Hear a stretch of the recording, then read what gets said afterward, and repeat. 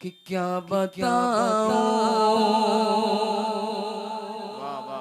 कि क्या मदीना है। वसल्लल्लाहु तआला अला खैरि खल्क़िही व नूर अर्शिही मुहम्मदिन व आलिही व अस्हाबिही अजमईन बिरहमतिका या अरहमर राहिमीन।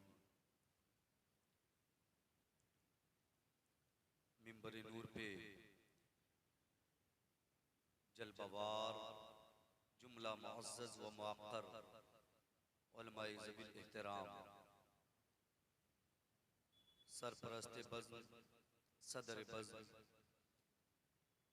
नक़ीब आज़म हिंदुस्तान, शोराए अहले सुन्नत, सामईन मुहतरम, पर्दा नशी ख़वातीन इस्लाम, अस्सलामु अलैकुम व रहमतुल्लाहि व बरकातुहू। अल्हम्दुलिल्लाहि वस्सलातु वस्सलामु अला नबिय्यिही व अला आलिही व अस्हाबिही व अज़वाजिही व ज़ुर्रिय्यातिही व अहले बैतिही अजमईन, अम्मा बाद। फ़ौज़ु बिल्लाहि मिनश शैतानिर रजीम, बिस्मिल्लाहिर रहमानिर रहीम। वमा खलक़तुल जिन्न वल इंसा इल्ला लियअबुदून। सदक़ल्लाहुल मौलानाल अज़ीम व बल्लगना रसूलुहुन नबियुल करीम व नहनु अला ज़ालिका लमिनश शाहिदीन वश्शाकिरीन वल्हम्दुलिल्लाहि रब्बिल आलमीन। बादए तौहीद के मतवालों, शम्मे रिसालत के परवानों, गौसे आज़म के दीवानों, सरकारे तेग़ अली के चाहने वालों, आइए सबसे पहले हमारा आप मिलकर उस रसूल हाशमी की बारगाह में दुरूद पढ़ें, जिस रसूल का चेहरा लाजवाब, जिस रसूल की पेशानी लाजवाब, जिस रसूल के जुल्फ़े दुता लाजवाब, जिस रसूल के पाए क़दस लाजवाब, जिस रसूल के दंदाने मुबारक लाजवाब, जिस रसूल के लबे अनवर लाजवाब, जिस रसूल के दस्ते नबुव्वत लाजवाब, जिस रसूल की आमद लाजवाब, जिस रसूल का बचपना लाजवाब, जिस रसूल की जवानी लाजवाब, जिस रसूल के हिजरत के अय्याम लाजवाब, जिस रसूल के गारे सौर के औकात लाजवाब, जिस रसूल की मक्की जिंदगी लाजवाब, जिस रसूल की मदनी जिंदगी लाजवाब, उस रसूल के बारगाह में दुरूद पढ़ें, जिस रसूल की तारीफ और तौसीफ करने पे जब बरेली का इमाम उठता है तो कभी नबी की आमद को देखता है मुस्कुराने लगता है, कभी नबी के पेशानी को देखता है मुस्कुरा देता है, कभी नबी के जुल्फ़े दुता को देखता है मुस्कुरा देता है, लबे अनवर को देखता है मुस्कुराने लगता है, दस्ते नबुव्वत को देखता है मुस्कुरा देता है, आपके दंदाने मुबारक को देखता है मुस्कुरा देता है। बरेली का इमाम अपने रसूल की आमद को देखता है, पुकार उठता है, या रसूल अल्लाह, जिस सुहानी घड़ी चमका तैबा का चांद, जिस सुहानी घड़ी चमका तैबा का चांद, उस दिल अफरोज़े साथ पे लाखों सलाम। बरेली का इमाम जब अपने रसूल के पेशानी को देखते हैं, पुकार उठते हैं, या रसूल अल्लाह, जिसके माथे शफाअत का सेहरा रहा, जिसके माथे शफाअत का सेहरा रहा, उस जबीने सआदत पे लाखों सलाम। बरेली का इमाम जब अपने रसूल के दस्ते नबुव्वत को देखते हैं, पुकार उठते हैं, या रसूल अल्लाह, हाथ जिस्म तू उठा, गनी कर दिया, हाथ जिस्म टूट था गनी कर दिया, मौजे बहरे समाहत पे लाखों सलाम। बरेली का इमाम जब अपने रसूल की तारीफ और तौसीफ पे उतरते हैं तो कहीं कहते हैं या रसूल अल्लाह, सबसे आला व औला हमारा नबी, सबसे बाला व बाला हमारा नबी, सब चमक वाले उजलों में चमका किए, अंधे शीशों में चमका हमारा नबी। कौन देता है देने को मुंह चाहिए, देने वाला है सच्चा हमारा नबी। सब चमक वाले उजलों में चमका किए, अंधे शीशों में चमका हमारा नबी। बरेली का इमाम जब अपने रसूल की तारीफ करके थक जाते हैं तो आखिर में कहते हैं या रसूल अल्लाह, सरवर कहूं के मालिको मौला कहूं तुझे, सरवर कहूं के मालिको मौला कहूं तुझे, बागे खलील का गुले ज़ेबा कहूं तुझे। तेरे तो वस्फ़ आइब तनाही से है बड़ी, हैरान हूं मेरे शाह मैं क्या क्या कहूं तुझे। लेकिन रज़ा ने खत्मे सुखन इस पे कर दिया, खालिक का बंदा खल्क का आका कहूं तुझे, खालिक का बंदा खल्क का आका कहूं तुझे। आइए उसी रसूल की बारगाह में एक बार दुरूद शरीफ पढ़ें। अल्लाहुम्मा सल्ली अला सय्यिदना व मौलाना मुहम्मदिन मादनिल जूद वल करम वालिही व बारिक व सल्लिम सल्लु अलैहि सलातु व सलामुन अलैका या रसूलल्लाह सल्लल्लाहु अलैहि वसल्लम। लायक़े तहसीन और काबिल मुबारकबाद हैं आप हज़रात और खासकर इस जलसा के अराकीन कि आज मुस्तफ़ा करीम सल्लल्लाहु ताला अलैहि वसल्लम की इतनी खूबसूरत महफिल आपने सजाया और आप लोग लायक़ मुबारकबाद हैं कि इस महफिल में सरे शाम से लेकर अब तक तशरीफ फरमा हैं।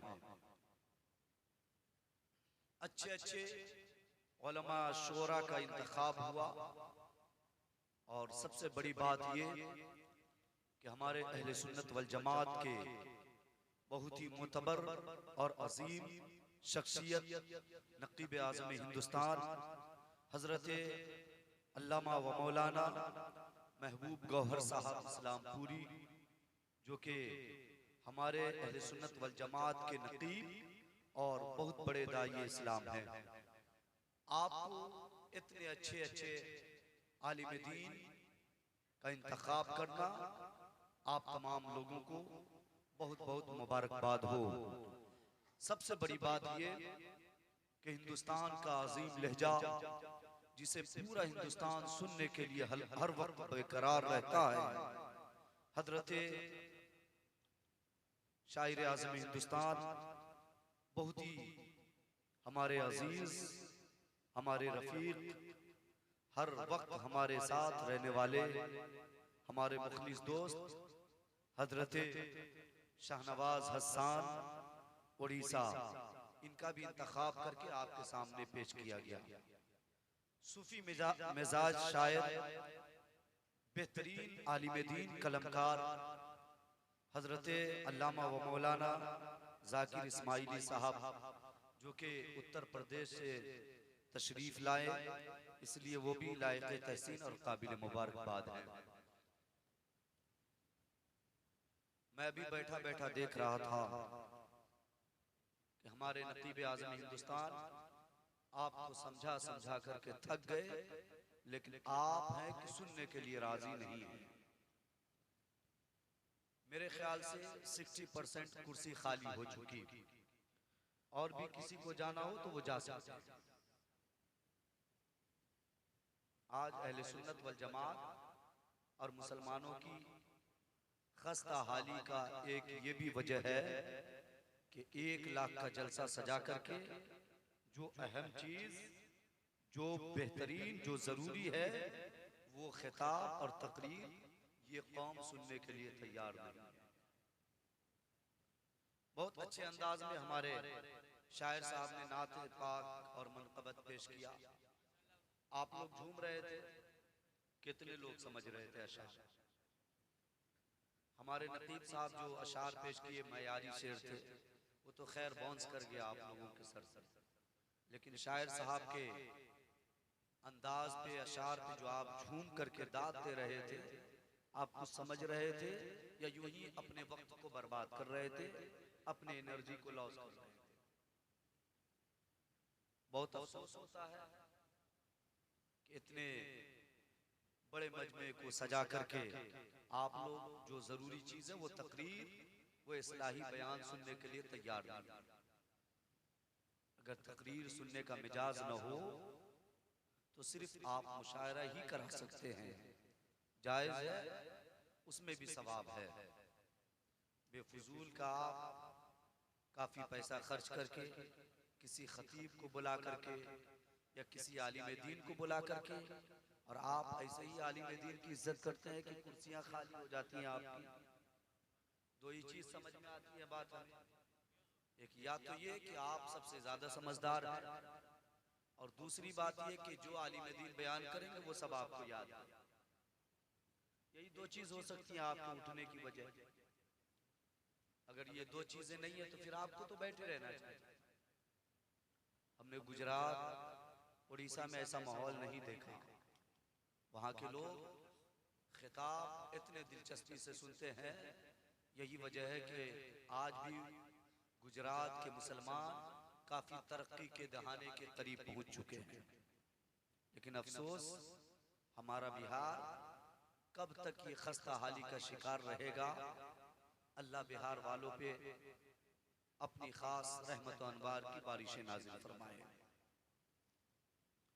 एक शेर से मैं देखना चाहता हूं कि आप लोग सुनने के लायक हैं या नहीं।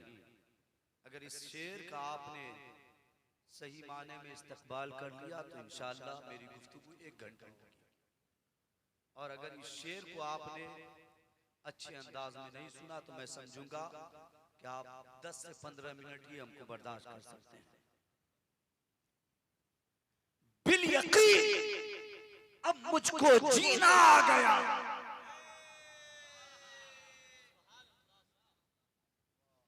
बेहतरीन साउंड ऑपरेट कर रहे हैं, अल्लाह ताला इनको खूब तरक्की अता फरमाए। बिल यकीन अब मुझको जीना आ गया। बिल यकीन अब मुझको जीना आ गया। अरे सामने जिस दम मदीना आ गया, सामने जिस दम मदीना आ गया, सामने जिस दम मदीना आ गया, सामने जिस दम मदीना आ गया। और सैयदना गौसे आजम को कितने लोग जानते हैं? जरा हाथ उठा करके बताइए। 11वीं शरीफ बहुत करीब है, सब लोग जानते हैं ना। बिल यकीन अब मुझको जीना आ गया, सामने जिस दम मदीना आ गया। और कह दिया जब कुब्ब-ए-इज़्नी गौस ने, कह दिया जब कुब्ब-ए-इज़्नी गौस ने, अरे कब्र के मुर्दों को जीना आ गया, कब्र के मुर्दों को जीना आ गया, कब्र के मुर्दों को जीना आ गया। कह दिया जब कुब्ब-ए-इज़्नी गौस ने, कब्र के मुर्दों को जीना आ गया। और शाहनवाज साहब एक शेर, हजरत अख्तर का फतवा देखकर,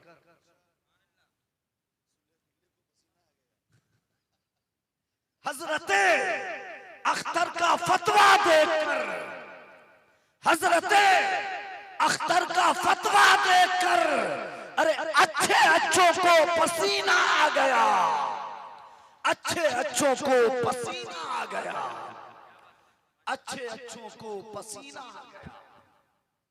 बिल यकीन अब मुझको जीना आ गया, सामने जिस दम मदीना आ गया। और नकीब साहब ये शेर, कुफ्र के पर्दे भी होंगे तार तार, कुफ्र के पर्दे भी होंगे तार तार, कुफ्र के पर्दे भी होंगे तार तार। अरे उनकी आमद का महीना आ गया, उनकी आमद का महीना आ गया, उनकी आमद का महीना आ गया।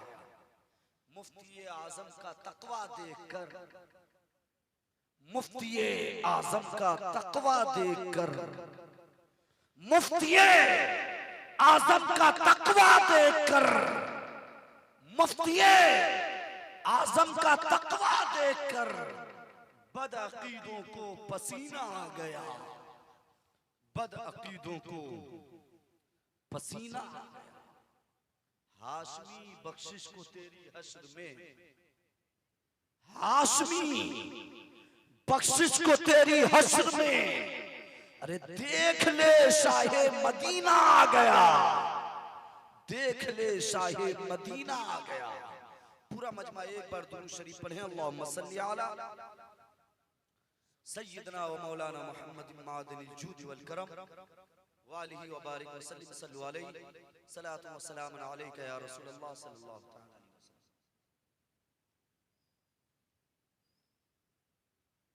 मुस्तफा की आमद से पहले मक्का के हालात क्या थे, मुस्तफा की आमद के बाद मक्का के हालात बदले कैसे, आका करीम सल्लल्लाहु अलैहि वसल्लम के नूर से मक्का कैसे मुनव्वर हुआ, और मुस्तफा की आमद से किस किस की किस्मत का सितारा चमका।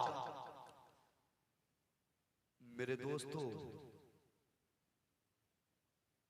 मक्का के हालात इतने गिर चुके थे कि जब मोहम्मद अरबी तशरीफ नहीं लाए, जब मुस्तफा करीम नहीं आए, जब आका तशरीफ नहीं लाए थे, तो मक्का वालों ने सुबह के वक्त सूरज को निकलते हुए देखा, तो उसने मुलाहिजा किया कि सूरज के अंदर एक किस्म की गर्माहट है, सूरज के अंदर एक किस्म की रोशनी है, सूरज के अंदर एक किस्म की तपिश है, सूरज के अंदर एक किस्म की जलन है। तो मक्का वालों ने कहा था, लोगों सुनो तो सही, सूरज के अंदर रोशनी है, यही खुदा हो सकता है, सूरज के अंदर गर्माहट है, यही खुदा हो सकता है, सूरज के अंदर रोशनी है, यही खुदा हो सकता है। सूरज के किरणों के सामने अगर कोई जाता है तो उसे जलाकर राख कर दिया जाता है, यही खुदा हो सकता है। मक्का वालों ने सूरज को सजदा किया। उस वक्त जरूरत थी कि कोई अल्लाह का पैगंबर आए, कोई अल्लाह का नबी आए, कोई मोहम्मद अरबी आए, कोई ऐसा रसूल आए जो तमाम रसूलों का इमाम हो, ऐसा नबी आए जो तमाम नबियों का इमाम हो, ऐसा पैगंबर आए जो तमाम रसूलों का रसूल हो, ऐसा नबी आए जिसकी आमद से मक्का तो लाजवाब हो जाए, बल्कि ऐसा नबी आए जो पूरी दुनिया में रहमत बन करके छा जाए। मेरे दोस्तों, मुस्तफा की आमद से पहले मक्का वालों ने देखा कि पहाड़ के अंदर एक किस्म की जमाहट है, पहाड़ के अंदर एक किस्म की सकत है, पहाड़ के अंदर एक किस्म की कुव्वत है, पहाड़ के अंदर एक किस्म की ताकत है। तो मक्का वालों ने कहा था, लोगों सुनो सुनो, ये पहाड़ ही खुदा हो सकता है। पहाड़ के सामने घुटना टेका, उससे खुदा कहा। उस वक्त भी जरूरत थी कि कोई अल्लाह का पैगंबर आए, कोई आमना का लाल आए, कोई अब्दुल्ला का बेटा आए। मक्का वालों ने दरिया की रवानियों को देखा कि पानी के अंदर बहुत ज्यादा है, पानी के अंदर रवानगी तेज है। तो मक्का वालों ने समंदर के रवानियों को खुदा समझ करके सजदा किया था। उस वक्त भी जरूरत थी कि कोई अल्लाह का रसूल तशरीफ लाए, बल्कि मक्का के हालात ये थे कि मक्का वाले जब अपनी बेबा माँ के साथ निकाह कर लिया करते थे। उस वक्त जरूरत थी कि कोई अल्लाह का रसूल तशरीफ लाए। मक्का वालों के जुल्म की इंतहा ये हो गई कि मक्का वालों ने मुस्तफा की आमद से पहले यतीमों के मालों पे कब्जा किया। उस वक्त जरूरत थी कि कोई अल्लाह का रसूल आए। जब मक्का वालों ने बेसहारों को सताया, उस वक्त जरूरत थी कि कोई अल्लाह का नबी आए। जब मक्का वालों ने अपनी बेटियों को जिंदा दफन किया, तो उसी बेटी को जिंदगी दिलाने के लिए आमना का लाल आया। उसी बेटी को बचाने के लिए मोहम्मद अरबी पैदा हुआ। नारे तकबीर, नारे रिसालत, फैजान माह रबीउल अव्वल, सरकार की आमद, मुख्तार की आमद, मुस्तफा की आमद हुई। आका ने फरमाया, लोगों जुल्म की इंतहा हो गई। तूने यतीमों के मालों पे कब्जा किया, जुल्म की इंतहा हुई। तूने बेवाओं के साथ गलत किया, जुल्म की इंतहा हो गई। तूने अपनी माँ जो बेवा थी उसे अपने निकाह में रखा, जुल्म की इंतहा हो गई। लोगों सुनो सुनो, तूने अपने हाथ से अपनी बेटी को जिंदा दफन किया, जुल्म की इंतहा हो गई। मुस्तफा आए, मुस्तफा तशरीफ लाए, तो आपने फरमाया, लोगों सुनो सुनो, बेटियों को जिंदा दफन मत करो, इसलिए कि ये वही बेटी है जब तक बाप के घर रहती है रहमत बन के रहती है, और जब अपने शौहर के घर जाती है तो बरकत बन करके जाती है। और जब इसके पेट से कोई बच्चा पैदा होता है और जब ये माँ बनती है तो अल्लाह इसके मकाम को इतना बुलंद करता है कि जन्नत को उठा करके इसी बेटी के कदमों में रख देता। इसलिए लोगों, बेटी को जिंदा दफन मत करो। बेटी को बचाने वाला मुस्तफा आ गया,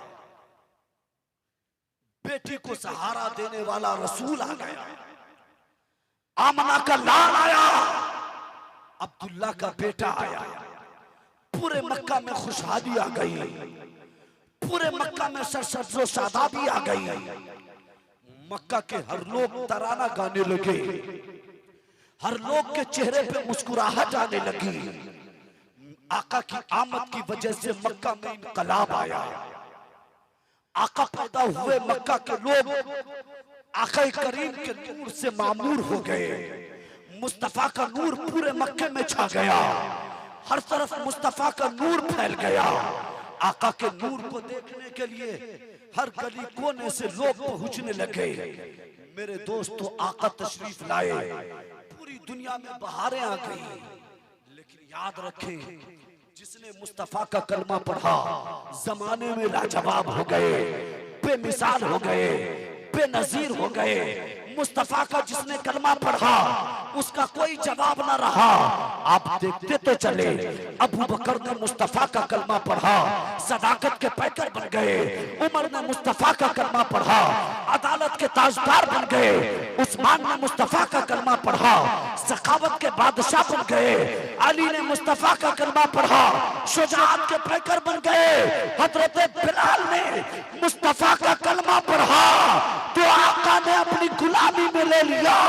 तो बिलाल के मकाम को अल्लाह ने इतना बुलंद किया कि बिलाल की जिंदगी को जमीन से उठाकर अल्लाह ने हमेशा हमेशा के लिए बुलंद कर दिया। आका आए, आमना का लाल आया। अच्छा, एक सवाल बताइए, मुस्तफा का वही कलमा आप भी पढ़ते हैं जो अबू बकर ने पढ़ा था? बोलिए बोलिए बोलिए बोलिए। वही कलमा आप भी पढ़ते हैं जो उमर ने पढ़ा था? वही कलमा आप पढ़ते हैं जो उस्मान ने पढ़ा था? वही कलमा आप पढ़ते हैं जो अली ने पढ़ा था? वही कलमा आप पढ़ते हैं जो तलहा ने पढ़ा, जुबैर ने पढ़ा, सलमान ने पढ़ा, बिलाल ने पढ़ा? वही कलमा आप पढ़ते हैं जो अबू हुरैरा ने पढ़ा, अबू दरदा ने पढ़ा? वही कलमा आप पढ़ते हैं जो मुस्तफा के सहाबी ने पढ़ा? तो मुस्तफा के सहाबी आका का वही कलमा पढ़ के कामयाब हो गए। आप उसी रसूल का कलमा पढ़ के आप काम क्यों क्यों हो रहे हैं, उसकी वजह क्या है? आपने कभी गौर किया? आपने कभी सोचा? आपने इस तरफ तवज्जो? कलमा अलग था क्या? बोलिए नहीं ना, वही कलमा अबू बकर का था, ला इलाहा इल्लल्लाह मुहम्मदुर रसूलुल्लाह, जो आप भी पढ़ते हैं वही कलमा। अबू बकर ने भी पढ़ा वही कलमा, उमर ने भी पढ़ा वही कलमा, उस्मान ने भी पढ़ा वही कलमा, अली ने भी पढ़ा, तलहा ने भी पढ़ा, जुबैर ने भी पढ़ा, सलमान ने भी पढ़ा, बिलाल ने भी पढ़ा, तमाम के तमाम सहाबी ने वही कलमा पढ़ा, कामयाब हुए। और आप पढ़े तो नाकाम। आखिर रीजन क्या है, वजह क्या है, नाकामी का सबब क्या है? मेरे दोस्त, आपने कलमा तो पढ़ा, आपने कलमा जरूर पढ़ा, आपने सुबह में कलमा पढ़ा, शाम में कलमा पढ़ा, रात में कलमा पढ़ा, भोर में कलमा पढ़ा, सोते वक्त में पढ़ा, जागते वक्त में पढ़ा, लेकिन आपने कलमा पढ़ा लेकिन सीरत रसूल को छोड़ा। आपने कलमा तो पढ़ा, किरदार रसूल को छोड़ा। आपने कलमा तो पढ़ा लेकिन मुस्तफा की सीरत को छोड़ा। आपने कलमा तो पढ़ा लेकिन मुस्तफा की सुन्नत को छोड़ा। आपने कलमा तो पढ़ा लेकिन मुस्तफा के कौल को छोड़ा, मुस्तफा के फेर को आपने छोड़ा, इसलिए आप नाकाम। अगर आप मुस्तफा के कलमा के साथ साथ मुस्तफा के कौलो फेर पे अमल किए होते तो आप कामयाब। आज पूरा हिंदुस्तान खासकर और पूरी दुनिया आमतौर पे परेशानी को झेल रही है और इसके वजह से काफी सख्ते में है, काफी परेशानी में है। हर इंसान की ये आदत, ये फितरत बन चुकी है कि कामयाबी, तरक्की, दौलत कैसे कमाई जाए, कामयाबी कैसे हासिल की जाए। लेकिन अफसोस, मुस्तफा करीम ने जो आपको पैगाम दिया था, रसूल ने जो आपको रास्ता बताया था, रसूल ने जो आपको तरीका बताया था कि लोगों सुनो, कामयाबी हासिल करना है तो फला रास्ते पे चलना, कामयाबी हासिल करना है तो ये काम करना, कामयाबी हासिल करना है तो ये काम करना। लेकिन मेरे दोस्तों, आपने कामयाबी को तो ढूंढा लेकिन मुस्तफा के उस कौल को भुला दिया, मुस्तफा के उस फेल को भुला दिया। आका ने फरमाया था, लोगों कामयाबी चाहते हो तो मार्केट में, बाजार में नहीं, मोहल्ले में नहीं, होटलों पे नहीं, मुस्तफा ने फरमाया था कामयाबी चाहते हो तो अल्लाह के घर मस्जिद आओ, सजदा करो, अल्लाह से मांगो, अल्लाह इतना देगा, इतना देगा, इतना देगा कि अल्लाह दोनों जहां में तुम्हें कामयाब। लेकिन अफसोस कि आपने अपने पेशानियों को अल्लाह के बारगाह में झुकाने की कोशिश की। करोड़ों की मस्जिदें आपने बनवाई लेकिन सजदा करने के लिए आप तैयार नहीं। लाखों की मस्जिदों में आपने खर्च किया पैसे, लेकिन एक वक्त सजदा करने के लिए आप रेडी नहीं। आप देखें तो सही फिलिस्तीन के मुसलमानों को, आप आंख उठा करके देख ले गजा के मुसलमानों को, आप आंख उठा करके देख ले फिलिस्तीन के मजलूम मुसलमानों को जो सजदा करने के लिए बेकरार हैं, अपने पेशानियों को अल्लाह के घर में झुकाने के लिए तड़प रहे हैं। मेरे दोस्तों, फिलिस्तीन का बच्चा बच्चा ये ऐलान करता नजर आ रहा है, जालिमों सुनो तो सही, मुझे कत्ल करना, मारना है मार देना, लेकिन याद रखो इतनी मोहलत तो दे दो कि एक वक्त की नमाजें, एक रकत नमाजें, अल्लाह के बारगाह में मैं सजदा करके हुसैन की सुन्नत तो अदा कर लूं, हुसैन के किरदार को अपना लूं। एक बच्चे ने कहा था, जालिमों से जालिमों सुनो सुनो, फिलिस्तीन का मासूम बच्चा पुकारता है, जालिमों सुनो देखो तो सही, इसी मलबे के नीचे मेरी माँ की लाश मौजूद है, इस मलबे को उठाओ, मेरी माँ की लाश है। मलबे को उठा करके देखो, मेरी माँ नीचे तड़प रही है। जालिमों, मलबा उठाने से पहले पहले, जालिमों उस लाश को उठाने से पहले पहले मुझे इतनी मोहलत दे देना कि मैं अपने रब की बारगाह में एक रकत नमाज तो अदा कर लूंगा और अपने रब से ये शिकायत करूंगा, मौला आज तेरे बारगाह में सजदा करने के लिए मेरे पास वक्त नहीं है, मोहलत नहीं है, परवरदिगार आलम मुझे थोड़ी सी मोहलत दे दे ताकि आज ये तेरा बंदा दिल खोल कर तेरी इबादत करेगा। लेकिन अफसोस, आज उस मासूम बच्चे को मौका नहीं, उस मासूम बच्चे को आज वो मौका मयस्सर नहीं कि आज वो सही तरीके से सजदा कर ले। लेकिन आप कितने खुशनसीब हैं जब पूरी मुल्क में जीते रहते हैं, जहां आपको फुल इजाजत है कि आप जिस तरह चाहे अपने रसूल की सुन्नत पे अमल करें, जिस तरह चाहे अपने रब की इबादत करें, जिस तरह चाहे आप अपने दीन को फॉलो करें मेरे दोस्तों। लेकिन आप आज सजदा करने के लिए तैयार नहीं। याद रखिएगा, आज फिलिस्तीन का नंबर है, कहीं कल आपका नंबर ना आ जाए।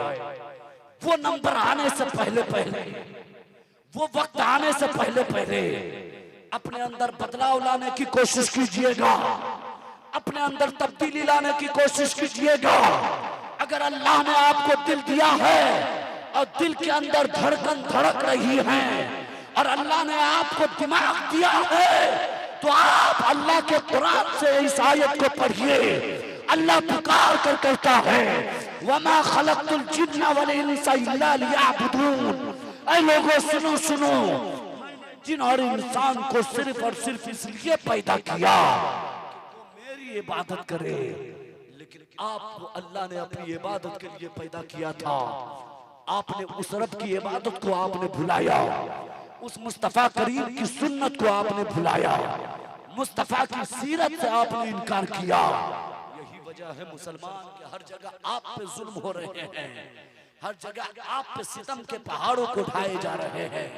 मेरे दोस्तों याद रखिएगा, अगर अब भी आपके अंदर बदलाव नहीं आया, अब भी वक्त है, तौबा का दरवाजा खुला है, सूरज पूरब से निकलता है, अब भी वक्त है, तौबा कीजिए, मुस्तफा के दीन में सही तरीके से दाखिल हो जाइए, मुस्तफा के किरदार पे अमल कीजिए, जमाने में इनकलाब आएगा, मुस्तफा के गुफ्तार पे अमल कीजिए, जमाने में इनकलाब आएगा, मुस्तफा की सीरत पे अमल कीजिए, जमाने में इनकलाब आएगा, मुस्तफा की जिंदगी को अपना लीजिए, आप यहाँ भी कामयाब वहां भी कामयाब हो जाएंगे। मेरे दोस्तों याद रखिएगा, अगर आपके अंदर अब भी बदलाव नहीं आया, अब भी तब्दीली नहीं आई, तो याद रखना कल आपकी बारी है, इसकी तैयारी कर लेना। इसलिए कि जो कौम अपने रब और अपने रसूल के बताए हुए रास्ते से दूर हो जाती है, तो अल्लाह रब्बुल इज्जत उस कौम को तबाह बर्बाद कर देता है। इसलिए अल्लाह की पकड़ ना आ जाए उससे पहले आप अपने अंदर कंट्रोल कीजिए, आप अपने अंदर बदलाव लाइए। अल्लाह की जब पकड़ होगी तो कोई नहीं छोड़ा सकता, फिर अल्लाह जिसको पकड़ लेता है उसे तबाह बर्बाद कर देता है। इसलिए अल्लाह की पकड़ से पहले, रब के गिरफ्त से पहले अपने अंदर बदलाव ला करके आप अपने आप को कामयाब बना लीजिए, नमाज का पाबंद बनाइए।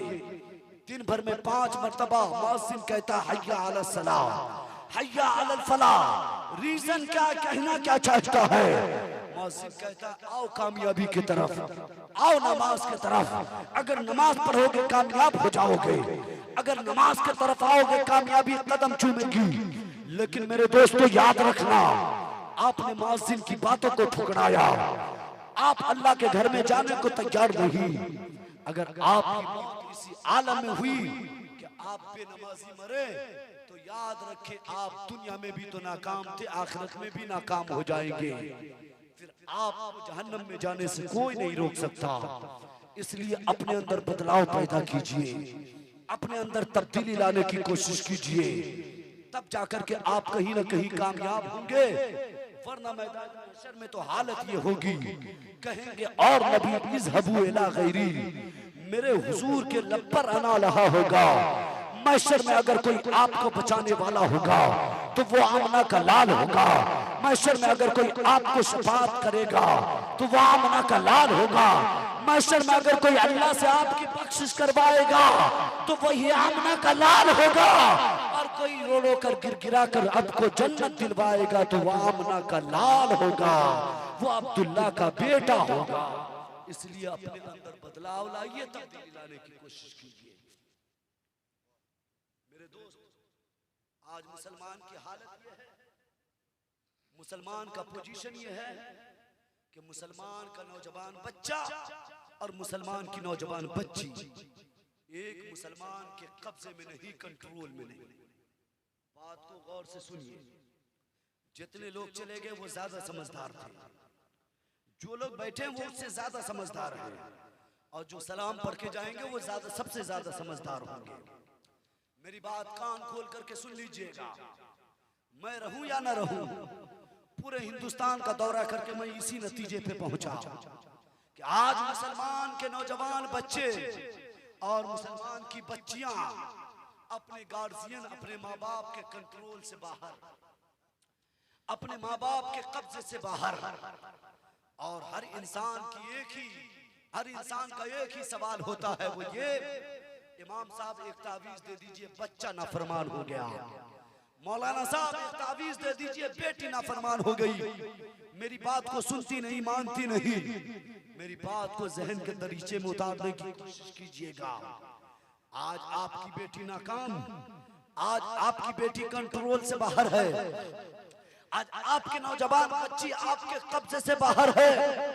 आप मस्जिद पहुंचते हैं, इमाम साहब एक तावीज दे दीजिए ना, मेरी बेटी मेरा कहना नहीं मानती, मेरी बेटी अपने मिजाज के मुताबिक चलती है। मेरे दोस्तों, एक बात नोट कर लीजिएगा, अगर आपने नमाज की पाबंदी नहीं की और नमाज पढ़ करके अपनी बेटी के लिए दुआ नहीं किया तो याद रखिए, एक तावीज क्या, 1000 तावीज भी अपनी बेटी के गले में लटका दो, अगर नमाज की पाबंदी आपने नहीं की तो आप कभी भी कामयाब न तो दुनिया में हो सकते हैं, न कब्र में हो सकते हैं, न हश्र के मैदान।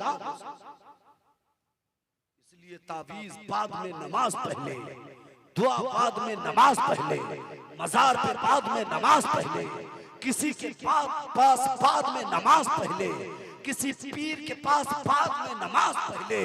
जब रब राजी होगा तो अल्लाह वाला भी राजी होगा, जब रब राजी होगा तो आपका पीर भी राजी होगा, जब रब राजी होगा तो आप दुनिया में भी कामयाब होंगे, कब्र में भी कामयाब होंगे, और हश्र के मैदान में भी आप कामयाब।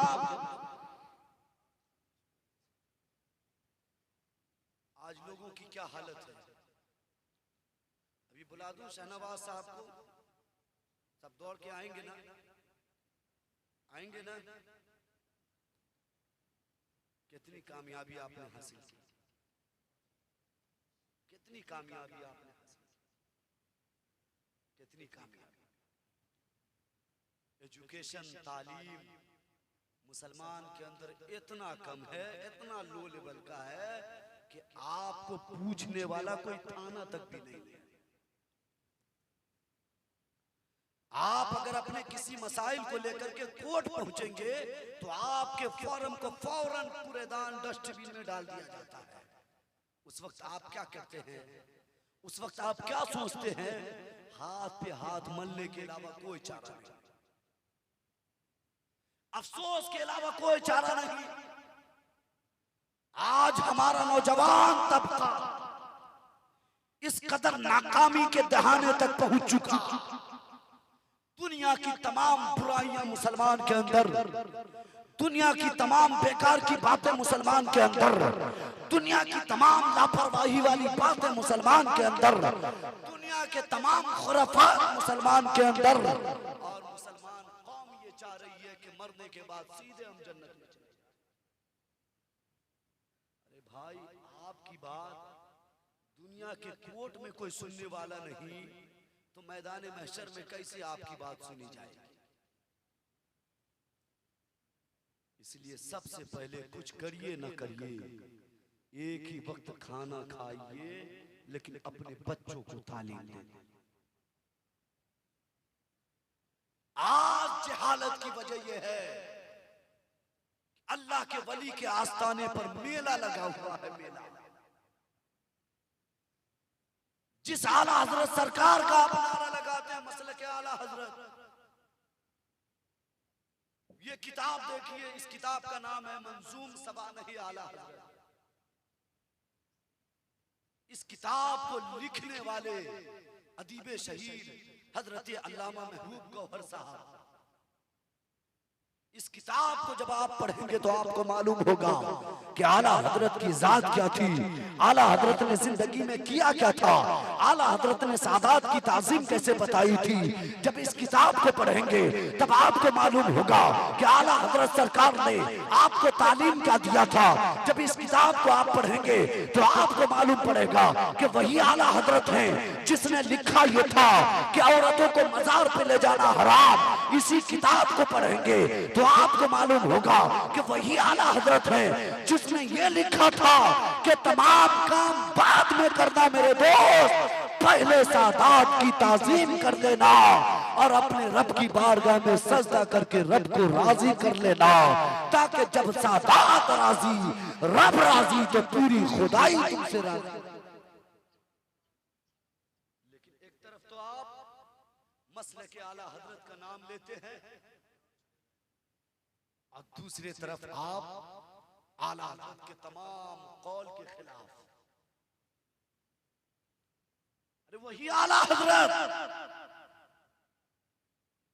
जिसने ऐवान बातिलियत पे आखिरी कील ठोक दी, लोग कहने पर मजबूर हो गए मुल्के सुखन की शाही तुमको रजा मुसल्लम, जिस समत आ गए हो सिक्के बिठा दिए।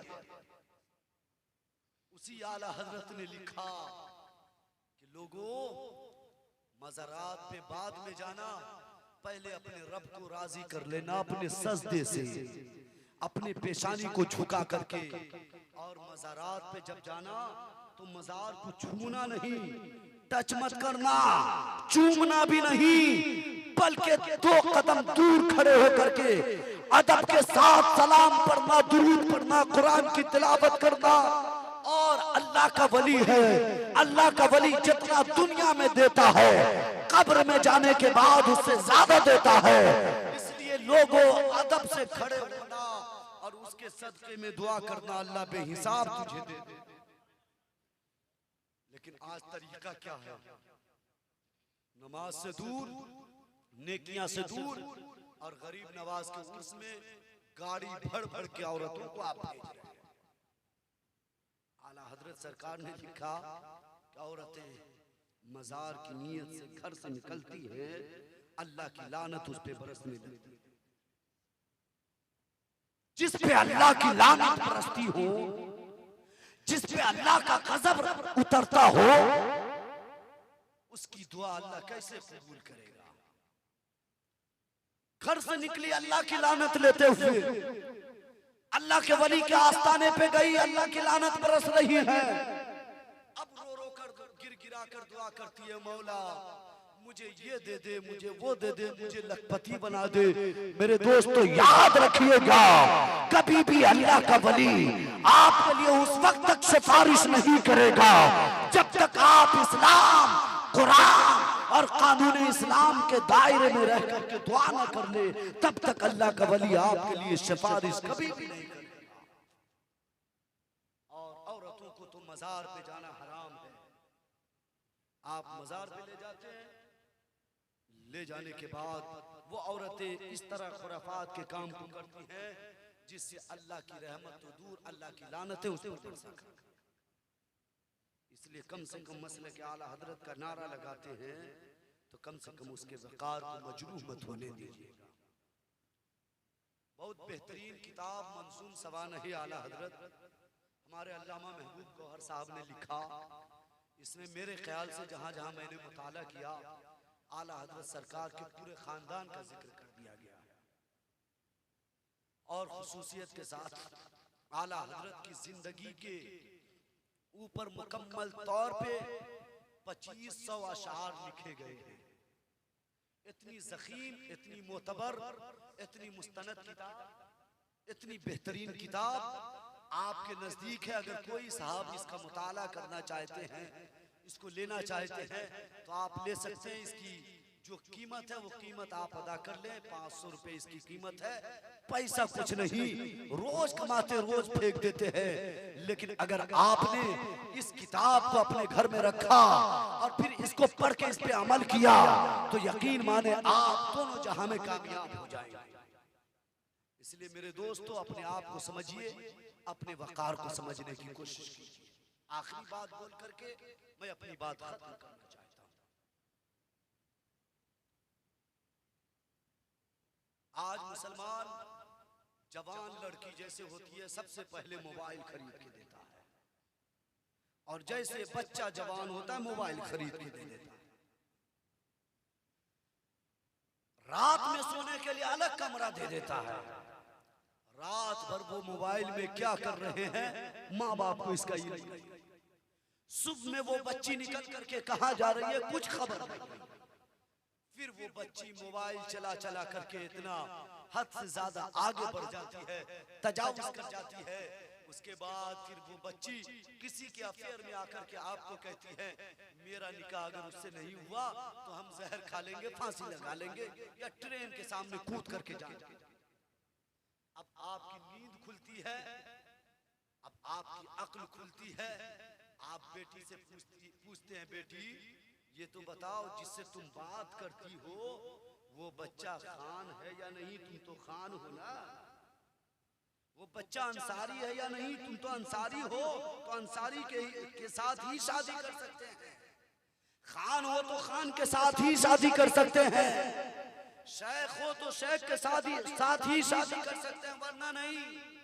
अब आपकी बच्ची बात करते करते इतना आगे बढ़ चुकी होती है कि वो आपका एक भी न सुनती और आप जात पात पर उतर करके जिसका कोई वजूद नहीं इस्लाम।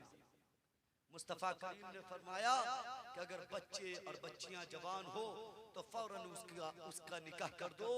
जात पात मत देखो। अगर सही अकीदा वाला हो, बेहतरीन अच्छा इंसान मिल जाए तो फौरन उसका निकाह कर दो ताकि वो दुनिया में गुनाह करने से बच जाए।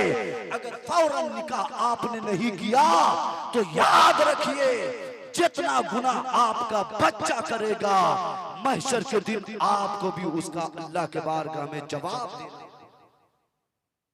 लेकिन आप जात पात का नाम लेकर के उसकी शादी नहीं करते, जिसकी वजह से आपकी बच्ची, आपका बच्चा 40 की उम्र तक पहुंच जाता है, कोई 35 तक पहुंच जाता है और फिर उसको अपना बिरादरी का लड़का लड़की नहीं मिलता, जिसकी वजह से बहुत सारे बेशुमार लड़के लड़कियां जिना करने पर मजबूर है, जिना कर रहे हैं। याद रखिए मुस्तफा करीम जब मेराज में गए, आपका गुजर एक कौम के पास से हुई, आपने हजरत जिब्राइल से कहा जिब्राइल ये तो बताओ ये कौम कौन है?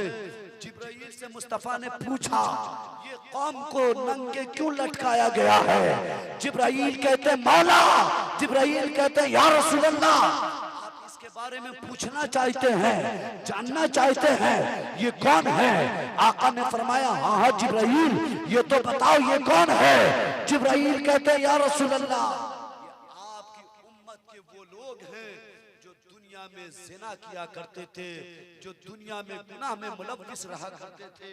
अल्लाह रब्बुल इज्जत ने इसके साथ ये काम को किया, इसके साथ ये अजाब को मुसल्लत किया, यानी इसे नंगे करके उल्टे लटकाया गया है। यहाँ तक के क़यामत ना आ जाए तब तक इसके साथ यही जुल्म किया जाएगा, इसके ऊपर यही अजाब को मुसल्लत किया जाएगा। ज़िना करने का अंजाम बहुत बुरा है, इसलिए सबसे पहले अपने घर को संभालिए, अपने बच्ची को संभालिए, अपने बच्चों को संभालिए, अपनी जिंदगी को संभालिए, इस्लामिक तालीम को आम कीजिए, अपने बच्चों को पढ़ाइए, तब जाकर के आप कामयाबी हासिल कर सकते हैं, वरना नाकामी आपके कदम चूम लेगी। और आप जो एक गुमान में है कि पीर साहब हमारे बख्शिश करवा देंगे, जन्नत दिलवा देंगे, उलमा की मौजूदगी है, सुन लीजिएगा, यकीनन पीर साहब आपको जन्नत में दिलवाएंगे, जन्नत में जगह दिलवा देंगे। लेकिन इस दौर में बेशुमार एक से एक पीर साहब घूम रहे हैं। अगर अच्छा पीर का दामन मिल गया तो यकीनन दुनिया भी कामयाब, कब्र भी कामयाब, हश्र भी कामयाब। और अगर गलती से गलत पीर का दामन आपने पकड़ लिया, दुनिया भी बर्बाद, कब्र भी बर्बाद और हश्र भी। माँ बाप की इज्जत नहीं, माँ बाप की कद्र नहीं, माँ बाप के मकाम को समझा नहीं, माँ बाप की जिंदगी को जाना नहीं, माँ बाप के मकाम को पहुंचा नहीं, माँ बाप की खिदमत न किया। और पीर साहब की ऐसी खिदमत आपने की, आप ये समझ बैठे कि पीर साहब चाहेंगे तो जन्नत दिलवा देंगे। याद रखिए, जन्नत किसी के बाप की जागीर नहीं। अगर आपने अपने माँ बाप की खिदमत की, माँ बाप अगर आपसे राजी है तो अल्लाह भी राजी, अगर अल्लाह राजी तो उसका रसूल भी राजी, और जब अल्लाह उसका रसूल राजी तो यकीनन आप जन्नत में जाने के मुस्तहिक हो। और अगर पीर सिर्फ राजी है, माँ बाप राजी नहीं, तो याद रखिए आपका ठिकाना जाए। चाहे पीर साहब को गड्डी क्यों ना आप पेश करें, चाहे पीर साहब को पैसा से क्यों ना तौल दे, उस वक्त तक आप कामयाब नहीं जब तक माँ के कदमों को न चूमे, जब तक बाप की खिदमत न करे, जब तक बड़ों की इज्जत न करे, जब तक छोटों पे शफकत न करे, जब तक पड़ोसियों के हुकूक न अदा करे, तब तक आप कामयाबी नहीं हासिल कर सकते हैं। आज आपकी बच्चियां गैरों के रिलेशनशिप में जाती है, गैर मुस्लिम के साथ भाग रही है, कितना अफसोस की बात है। गैर मुस्लिम के साथ भाग रही है आपकी बच्ची, और आपको एहसास तक नहीं है। आप भी सोच रहे हैं कि हमारी बच्ची बहुत टैलेंट है, हमारी बच्ची बहुत माइंडेड है, हमारी बच्ची कामयाबी की तरफ जा रही है। याद रखिए, आप खुद अपने आंख से मुलाहिजा करते हैं, सोशल मीडिया का दौर है, इलेक्ट्रॉनिक मीडिया का दौर, प्रिंट मीडिया का दौर है, कोई बात ढकी छुपी नहीं। आज जिस बच्ची को आप कामयाब समझ रहे हैं, 2-4 महीने के बाद वही बच्ची आपके सामने जो रिजल्ट पेश करती है, उस वक्त आपको अफसोस के अलावा कोई चारा नहीं होता है। इसलिए अल्लाह के वास्ते, अल्लाह ने मुस्तफा की उम्मत में पैदा किया तो अपने रसूल की जिंदगी को पढ़िए, अपने रसूल के कौल को समझिए, अपने रसूल के फेल को पढ़िए, अपने रसूल की जिंदगी को पढ़िए। और अगर अल्लाह ने आपको मुस्तफा की उम्मत में अशरफुल मखलूकात बना करके भेजा तो अपने आप को पहचानने की कोशिश कीजिए, अपने बच्चियों को गैरों के चंगुल से बचाइए। अगर आपने सही तौर पे बच्ची की परवरिश कर ली तो यकीनन अल्लाह आपसे राजी हो जाएगा, फिर आप दोनों जहां में कामयाब हो जाएंगे, वरना नाकामी आपके कदम चूमेगी। अल्लाह रब्बुल इज्जत के बारगाह में दुआ है कि मौला ताला हम तमाम लोगों को आक़ा करीम सल्लल्लाहु ताला अलैहि वसल्लम के दीन मतीन पे अमल करने की तौफीक रफ़ीक अता फरमाए। परवरदिगार आलम हम तमाम लोगों को मुस्तफ़ा करीम सल्लल्लाहु ताला अलैहि वसल्लम की प्यारी प्यारी सुन्नत पे अमल करने वाला बनाए। परवरदिगार आलम हम तमाम लोगों को नमाज की तौफीक अता फरमाए, नमाज पंजगाना बाजमात अदा करने की तौफीक अता फरमाए। मौला ताला इस महफिल के सजाने वालों को, इस महफिल में जिन लोगों ने हिस्सा लिया उन तमाम लोगों को मौला मदीने पाक की ज़ियारत नसीब अता फरमाए, परवरदिगार आलम मुस्तफ़ा की शफाअत अता फरमाए, दोनों जहां में कामयाबी अता फरमाए, कामरानी अता फरमाए। अल्लाह रब्बुल इज़्ज़त हम तमाम लोगों की इस हाज़िरी को कबूल अता फरमाए। बोलने में आमदन कसदन सहवन अगर कुछ गलतियां हो गई हों तो अल्लाह माफ़ अता फरमाए। अस्तग़फिरुल्लाह रब्बी मिन कुल्लि ज़ंबिन व अतूबु इलैह। ला इलाहा इल्लल्लाहु मुहम्मदुर रसूलुल्लाह। फूल के पत्ती से कट सकता है हीरे का जिगर, मर्द नादा पर कलामे नर्म नाजुक बेअसर। व मा अलैना इल्लल बलाग। अस्सलामु अलैकुम व रहमतुल्लाह।